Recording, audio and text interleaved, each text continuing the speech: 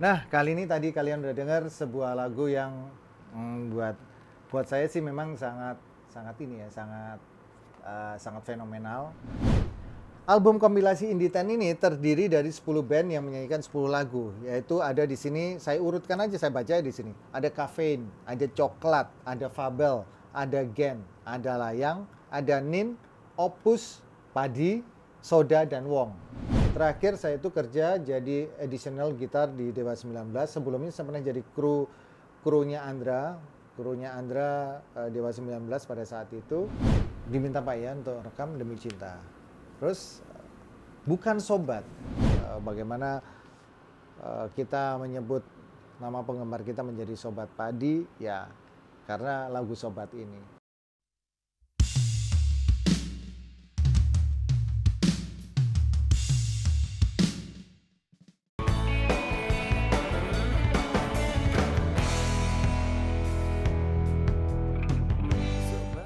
Ketemu lagi sama saya di Official View Channel. Kali ini saya akan bercerita tentang behind the creation dari karya-karya saya, baik di album Padi maupun album penyanyi lain maupun lagu-lagu yang saya ciptakan untuk artis penyanyi lain. Nah, kali ini tadi kalian udah dengar sebuah lagu yang buat saya sih memang sangat fenomenal. Karena dibilang fenomenal karena apa? Karena kita adalah termasuk band yang pada saat itu, Padi itu adalah band yang satu artis yang tidak dijadikan unggulan di album yang dirilis berbarengan dengan beberapa band atau beberapa grup musik yang pada saat itu direkam bersama-sama oleh salah satu perusahaan rekaman, yaitu Sony Music Indonesia. Nah, ngomongin tentang album tersebut, album ini adalah album yang bertitel Indie 10. Sebuah album kompilasi yang dirilis dan diedarkan oleh Sony Music Indonesia pada tahun 98. Tepatnya dirilis di bulan Agustus tahun 98, tanggal 4 Agustus 98 kalau nggak salah. Dan merupakan satu album yang berisi 10 lagu, makanya judulnya adalah Indie 10 karena berisi 10 lagu yang dibawakan oleh 10 artis atau 10 band yang pada saat itu memang belum terkenal. Nggak tahu kenapa kok dinamakan Indie 10, karena mungkin semua artis-artisnya atau semua band-band tersebut itu tidak pernah rekaman di major label atau tidak pernah dikontrak sebagai signing artis di perusahaan rekaman major yang berafiliasi dengan perusahaan rekaman luar negeri internasional, yaitu seperti kayak Sony Music, seperti Universal Music, seperti Warner Music, lalu BMG pada saat itu. Jadi ya memang ya dinamakan ini karena memang belum pernah signing atau belum pernah dikontrak sebagai artis di dalam perusahaan rekaman major tersebut. Kembali ngomongin album Indie 10 ini, saya mau cerita sedikit tentang bagaimana proses Padi bisa dikontrak sama Sony Music yang akhirnya merilis album Indie 10 ini. Pada tahun 98, tepatnya di sekitar bulan Mei 98, itu pas lagi rame-ramenya tragedi kerusuhan Mei 98 di Indonesia yang menjadi tragedi yang sangat menyedihkan buat bangsa Indonesia. Kebetulan di bulan Mei 98 itu, pada saat tragedi 98, itu memang Padi pas lagi semangat-semangatnya, pas lagi punya energi yang sangat-sangat besar banget untuk bisa rekaman, pengen banget untuk bisa berkarir di industri musik Indonesia. Nah, singkat cerita, pada saat itu saya sudah membawakan demo master rekaman ini ke beberapa perusahaan rekaman di Jakarta.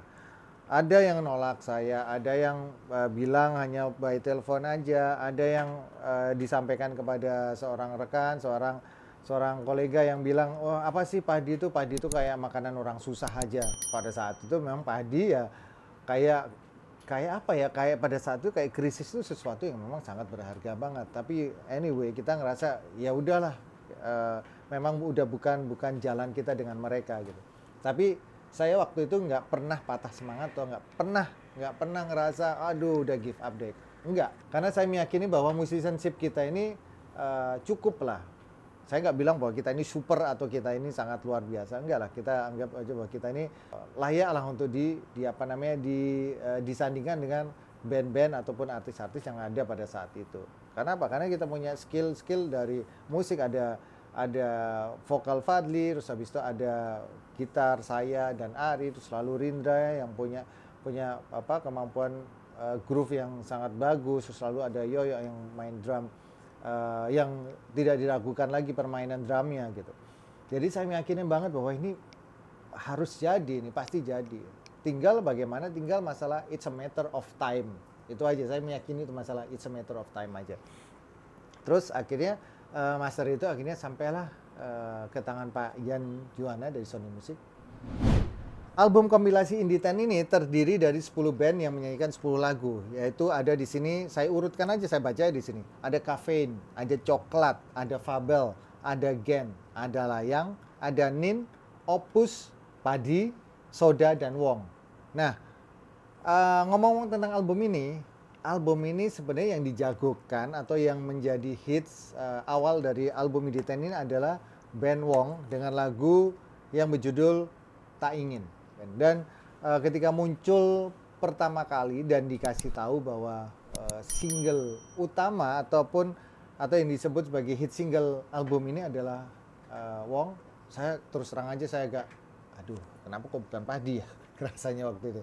Ya bukan karena aku ngerasa lagu ini paling hebat atau ya mungkin karena ya secara rasa ego saya aja lah, pasti lagu kita paling baik, pasti lagu kita paling bagus nih, pasti lagu kita paling keren nih, pasti ngerasanya seperti itu ya, namanya juga ego ya. Tapi saya juga meyakini banget bahwa mungkin inilah jalan Padi kenapa akhirnya kita tidak menjadi single pertama, mungkin yang membuat akhirnya saya secara pribadi saya punya energi atau punya semangat atau passion yang lebih dibanding kalau saya pada saat itu langsung diberi fasilitas, oke deh sekarang single utama atau hit single dari album Indie 10 ini adalah Padi dengan judul Sobat. Mungkin saya akan apatis kali ya, atau mungkin saya akan ya udah gitu ya, emang udah jalannya seperti ini bla bla bla atau segala macam. Tapi karena Padi tidak dijadikan hit single, jadi saya akhirnya ngerasa kita harus bisa tembus rekaman atau bagaimana caranya supaya kita bisa dapat kesempatan untuk rekaman full album. Jangan lupa like, subscribe, dan nyalakan lonceng notifikasinya. Salam harmoni.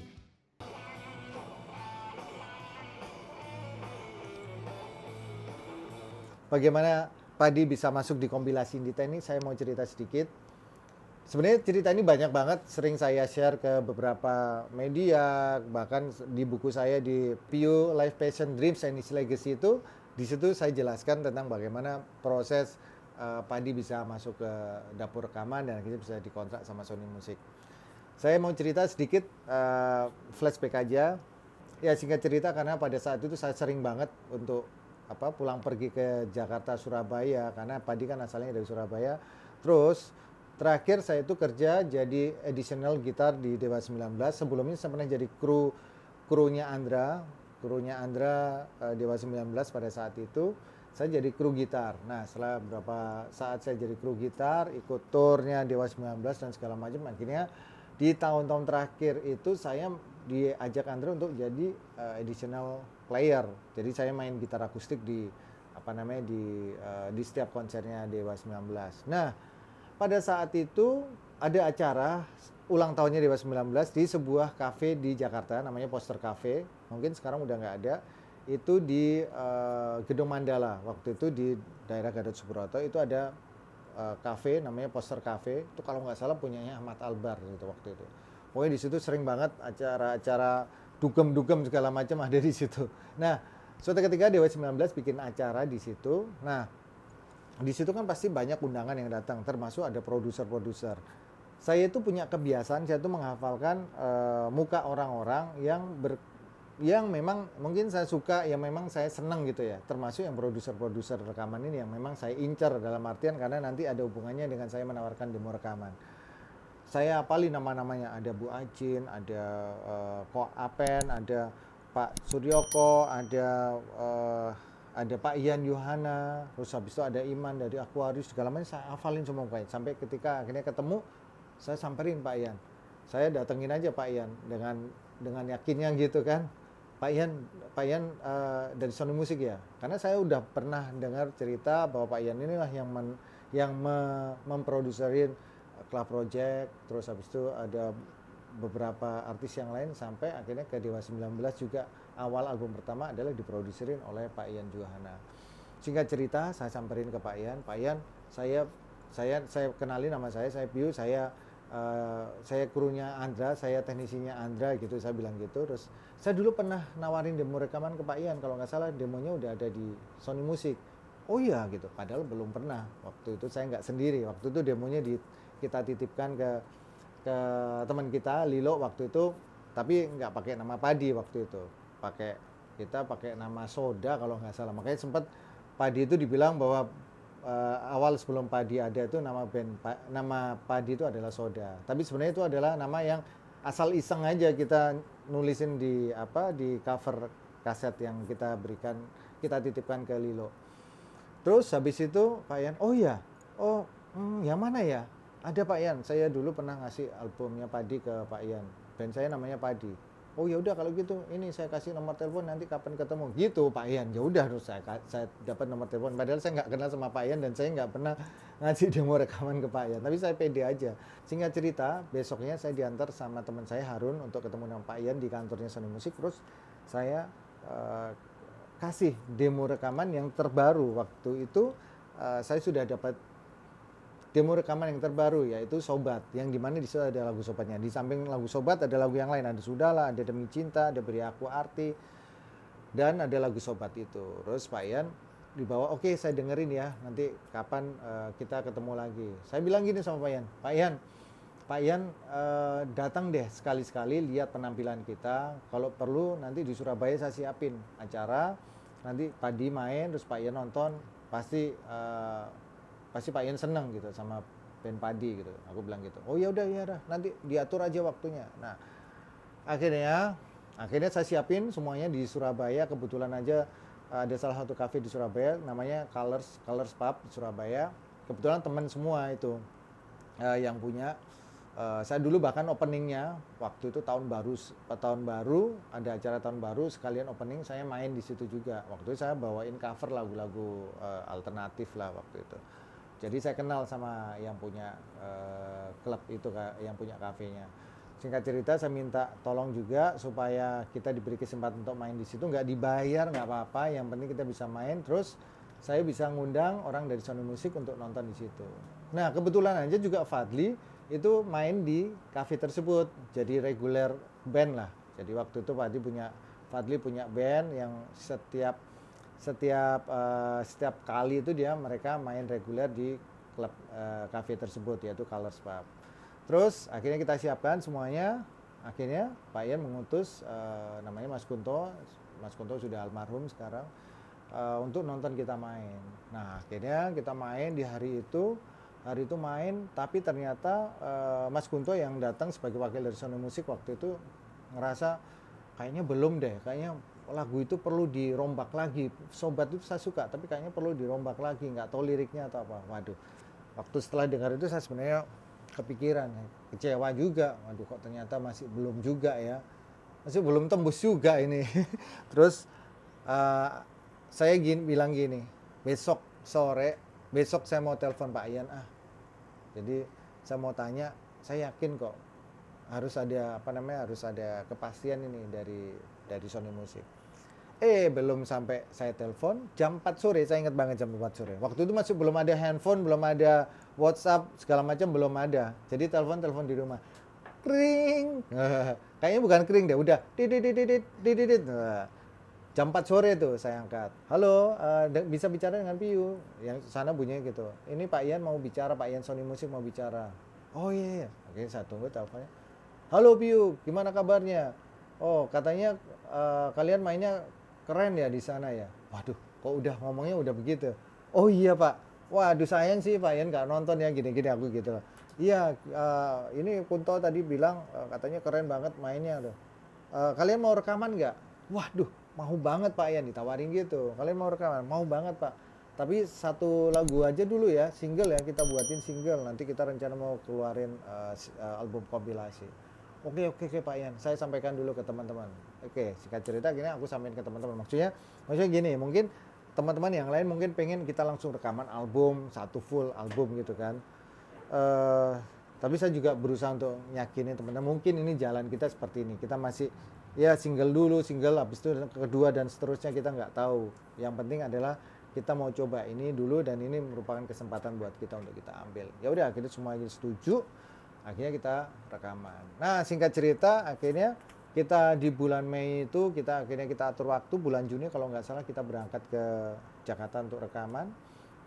Terus akhirnya di bulan Agustus akhirnya album kompilasi Inditan ini rilis.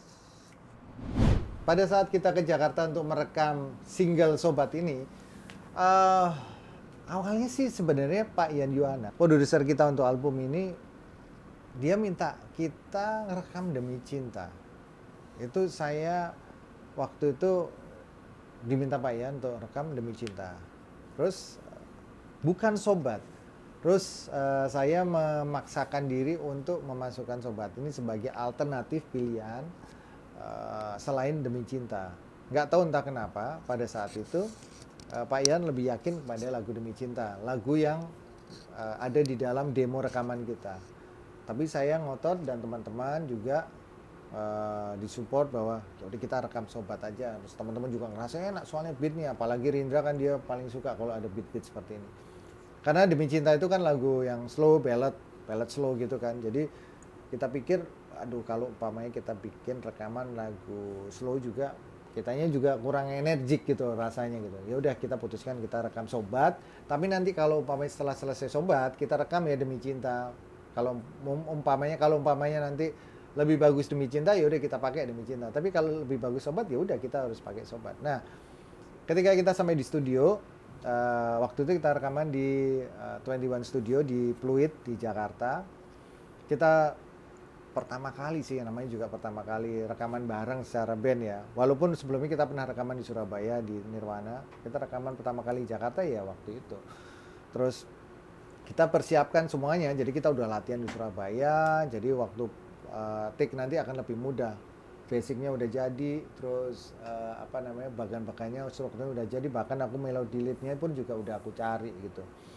Sampai hari H di Jakarta udah semuanya tinggal mengalir aja. Nah ketika ada selang waktu sekian, waktu itu kalau nggak salah Yoyo sudah take drumnya dan Rinda juga udah take bassnya, tapi isian-isian gitar segala macam ritmenya belum kita isi untuk lagu Demi Cinta. Jadi Sobat udah jadi duluan, di tengah jalan gitu Pak Ian datang nengokin lah sebagai produser gitu kan, produser kita pertama datang lihat ke studio tuh malam-malam.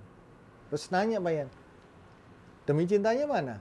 Ini Pak Ian, nanti habis ini kita habis Sobat nanti kita rekaman Demi Cinta. Oh ya, jadi tapi direkam kan? Iya direkam. Padahal sebenarnya enggak kita rekam. Ya udah akhirnya yang kita bungkus Sobat, terus habis itu waktu itu juga Steven Santoso juga bilang ya udah Sobat aja, ya udah akhirnya kita bungkus ini Sobat. Akhirnya lagu ini akhirnya jadi yang kita kasih ke Sony Music. Dan akhirnya memang album ini diakui secara penjualan fisik, penjualan salesnya, penjualan sales fisiknya memang sukses ya.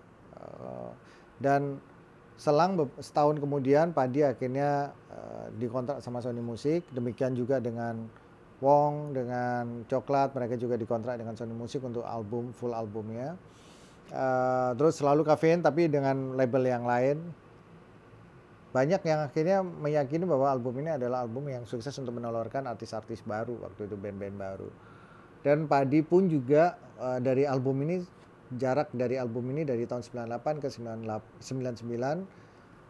untuk rilis full albumnya ya cukup panjang prosesnya, karena selama selang setahun itu ya kita keliling terus ke daerah-daerah, terutama sekali di sekitar Jawa Timur, Surabaya, Jogja, terus Makassar. Kita keliling untuk hanya berbekal dengan satu lagu ini, dengan single Sobat ini, sampai akhirnya kita meyakini bahwa ya memang penggemar kita akhirnya meyakinkan kita, memberikan kita keyakinan bahwa ini karir kita di musik. Sampai akhirnya karena Sobat ini akhirnya saya bilang bahwa ya udah fans kita, penggemar kita sebut namanya jadi Sobat aja, jadi Sobat Padi. Jadi waktu itu awal-awalnya memang belum kepikiran kita punya fans club gitu, nggak ada. Tapi karena animo mereka terhadap kita, mereka kirim surat kepada kita, kirim surat secara terus selalu saya balesin juga sama teman-teman yang lain, mereka balesin gantian waktu itu, waktumu bales surat dari fans. Jadi kita gantian. Sampai akhirnya saya meyakini bahwa ini namanya sobat aja deh. Jadi akhirnya nama penggemar kita, nama fans kita jadi Sobat Padi.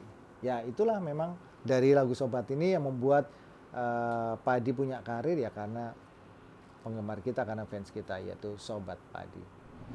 Nah itu tadi cerita tentang dan juga proses album Indie 10 ini bagaimana dan akhirnya membuat kita akhirnya dikenal di industri musik di Indonesia sampai akhirnya kita dikontrak full album oleh Sony Music.